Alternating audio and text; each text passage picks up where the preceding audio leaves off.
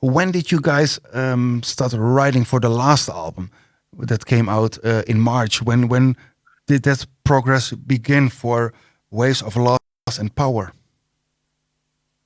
So yeah, I mean that was kind of like not an accident.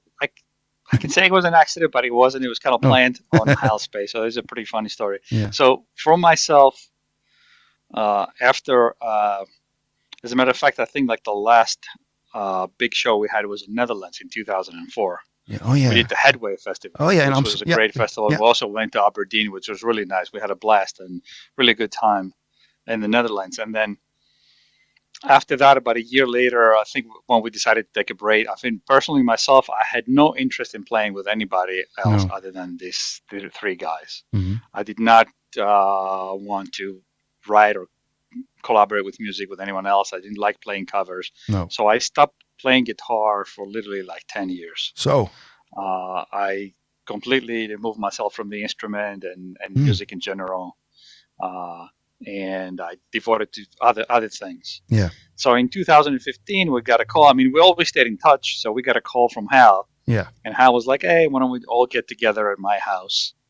And he was like, I'm going to have a barbecue. Everybody come, bring your families. Yeah. Having a good time. And he said, and bring instruments. So Okay. that was kind of like funny at the time. So we all brought like basses and guitars and keyboards and all that stuff. Okay. And then we were, drinking, hanging out. And we started playing. He was like, let's go jam a little bit. So we started playing, and then I think it was evident at the time that as soon as we started playing, we started coming up with ideas, right? Yeah. Because we weren't playing old stuff, and we weren't playing like new stuff. We just started jamming, and things started sounding good, and we were like, hey, this sounds good. So it's just Maybe happens. it's time to start doing something. And it happens. Everybody started getting excited again. It happens naturally. You just create naturally new ideas, new songs, new structures. Yeah. Yeah. It just happened organically. We didn't plan, other than that small plan on Hal's head. He was like, hey, maybe he felt it was the time to do it. Yeah. For everybody else, it was kind of like, hey, let's just jam and see what happens. And things were actually sounding good. So we're like, yeah, why don't we just do something? Yeah, and there was perhaps no pressure from labels or from fans, or you just can do what you like to do and let it flow. That's good. That's perfect. It was totally selfish. Like we there was no agenda, there was no business plan. Like you said, there was nobody involved except these four people. Yeah. And we weren't doing it with an end goal in mind. It was just like, we enjoy being together and we enjoy playing music. That's why we did it. Yes. And that's the best way to do it, I think. Yeah. It is. Yes.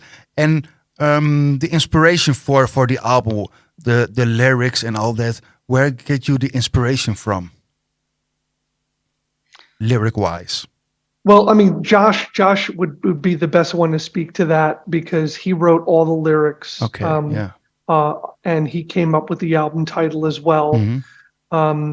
But just from we've done a lot of these together. What I could tell you to the best of my ability to speak to that is, it's a lot of personal experiences and, just philosophical observations about the world around us and, where we're at as a species and where we're heading, in some cases to good and to some ill. Yeah. So, I mean, I think he's always been very thoughtful in that regard as a lyricist. And, Neil Peart of Rush is a kind of a big hero of his and someone that, he treats as the benchmark of great writing lyrically for this style of music, for sure. Yeah, when I think the album title is very powerful, like Waves of Loss and Power. It's like, whoa, that's some kind of title, man. That's amazing. Yeah. Sorry Records. That's why the album is released. Can you tell us a little bit about the record deal? Well, what happened between the barbecue and recording? Yeah. Go ahead, Doug. Well, like Jimmy said, there was a long relationship that Ken Golden from Sensory Records had with the band. Yeah. As Jimmy told you, he was a fan, and he helped us out and helped the band out in the early days. And I didn't know Ken, and I knew about Sensory, and I knew about his commerce site, which is lasercd.com. But I didn't know Ken, and I didn't know about the history. And so once we had a couple of the songs that are on this album up to a certain extent of completeness, and we knew that there was something here and that there was an opportunity to go further than just where we were, and maybe we could do an album. Mm-hmm. We put together an electronic press kit, and we just started reaching out to labels, and anyone and everyone in that universe, but especially to the labels that are known for prog. And Magna Carta doesn't exist as a label anymore. No. That catalog got sold off to a private entity. Mm-hmm. But I just took a chance and sent the kit to Ken, and he immediately remembered us, and he was on board instantly. Yes, that was it. It was just, he heard the first 8 minutes of Perpetual Child Part 2. Oh yeah. And because we didn't want to give it all away, we just gave a little taste. Yeah. And he was in. He was like okay, he was sold. This is amazing. That's it. He was like, this is Ice Age.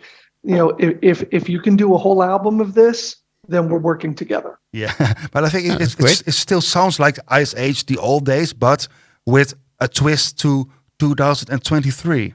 It's not like that you guys repeating yourself at all. It still sounds fresh with your familiar sound. That's awesome. Thank you. Yes, really cool. That's a huge compliment. Yes. Thank you. Actually, the final question for tonight, guys, or for you today.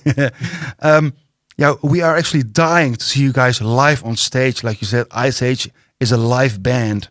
And here in the Netherlands, we have a very big prog community. So is there any chance that you guys come over to Europe or to the Netherlands to play for us? Go ahead, Jim. Yeah, I would say we would love to. Yeah. There's no plans for it right now, but we'd love to.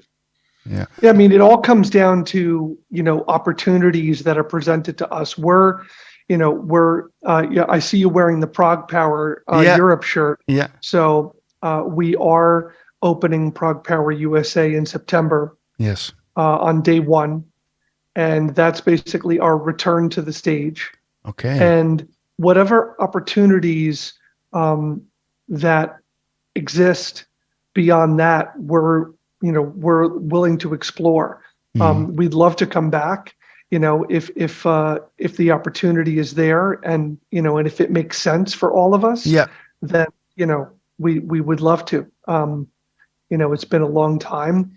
Like Jimmy said, it was 2004 was the last time that we were in the Netherlands, and I've been there a couple of times after that on vacation. On vacation? Oh yeah. And yes. Where did you went on vacation in the Netherlands? I was in Amsterdam for 3 days, months, and then we went from Amsterdam to Belgium. We traveled to Belgium with my wife, so it was really nice. But the 3 days in Amsterdam were superb. Yeah. It was great fun. It's a great city. So yeah, in Amsterdam you have. If you love art, if you everything. love food, if you love drink, I mean, it was. It was my wife's first time. She couldn't make it to the PowerMed to the Headway Festival in 2004, so we ended up getting there in I think it was 2018. Okay. Oh, nice. First time there, yeah. 2018, yeah. You get everything in Amsterdam. Everything you wish or desire. Everything you want is there. That's right. And everything you don't wish.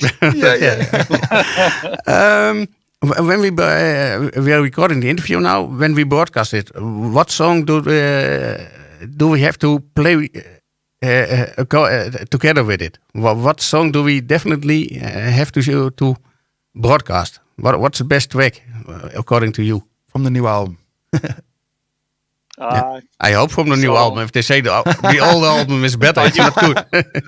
Is it the best? Is it the best or our favorite? Each one of us has a different favorite. So, for me, I mean, I love heavy stuff. So for me, The Needle is definitely one of my favorites. Yes. But on the other end, I love To Say Goodbye, the last song. The last song on the album. A lot. I mean, I love to play it. I love I think there are conversations that happen within the songs between the guitar and the keyboards is something very dear to my heart. It really feels really well. Really good to play that song and play it with Josh and listen to all that. But The Needle's Eye for me is one of those songs where you want to be like a teenager again and start jumping around and bang your head if you can. Yeah, yeah. We don't have hair, but we can still bang. That's right. Okay, we're gonna play the songs, of course. Well, guys, thank you very much for your time. It was an honor to speak to you here at Rock of Ages on AFM in the Netherlands, in Aalten, actually, a very small town in the Netherlands. And it's actually the same town as where Angus Young lives from AC/DC, so you remember that. Oh, really? Man. Yeah. Oh, that's awesome. We have to visit, You have to visit Aalten. Okay. Guys, thank you very much and good luck. And hopefully we see each other sometime somewhere on the road. Yeah, I hope Thank so. you. Thank you, guys. Okay. Thanks, guys. Thank you. Appreciate Bye-bye. Good day. All right, bye now. Dit is Rock of Ages.